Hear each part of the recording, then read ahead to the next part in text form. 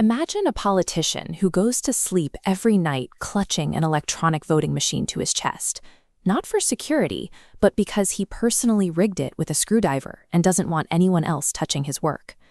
Or a leader who builds a designated zone with a selfie point so criminals can murder people in peace. Add in a 50 crore mansion built on a 1.5 lakh salary. This is Papu Bahubali. He's the creation of an Indian satirical comedy channel. He's entirely fake. But his confessions are arguably the most accurate breakdown of modern political mechanics you will ever hear.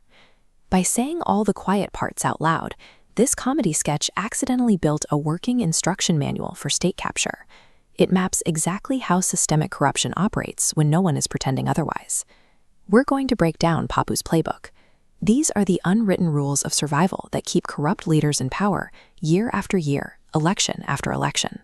Watching this performance provides a window into how actual autocrats institutionalize decay to maintain their grip on power. Rule number 1, gaslight the public. When asked why his district has no roads, Papu explains that the voters are corrupt. He claims he built the roads, but the citizens selfishly ruined them by driving their cars and walking on them. It's an absurd joke, but it mirrors a very real political tactic. If a state fails to provide basic infrastructure, leaders immediately shift the burden of that failure onto the individual citizen. The government is absolved. The public is to blame. Which leads us to rule number 2. Monetize crime and weaponize the youth. Papu actively refuses to provide jobs. Why? Because he argues employment causes stress, boss complaints, and hair loss. By keeping the youth jobless, he is doing them a favor.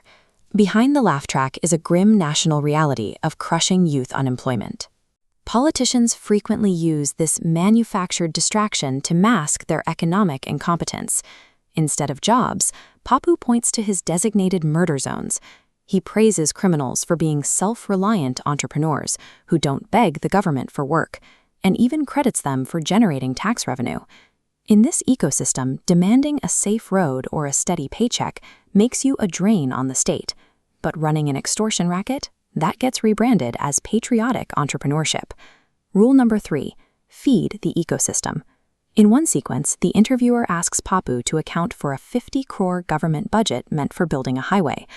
Looking at this block representing the 50 crore, Papu explains his math.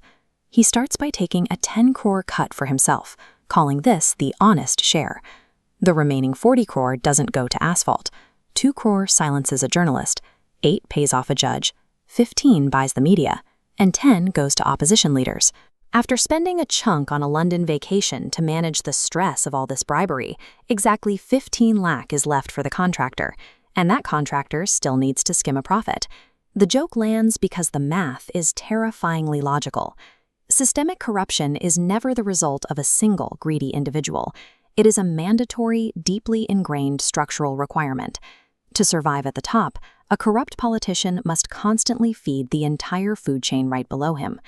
The road remains unbuilt because the funds have achieved their primary political purpose, buying institutional complicity.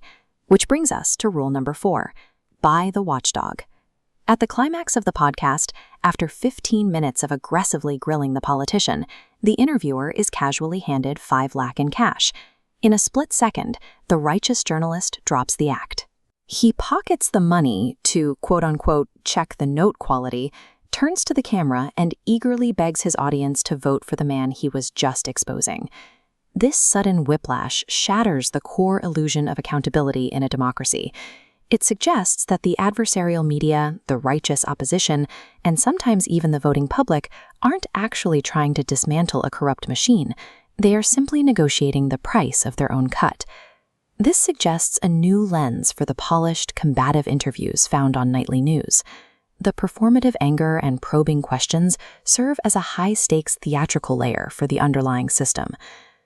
Papu Bahubali is a fictional joke, but the system is meticulously designed to reward men exactly like him.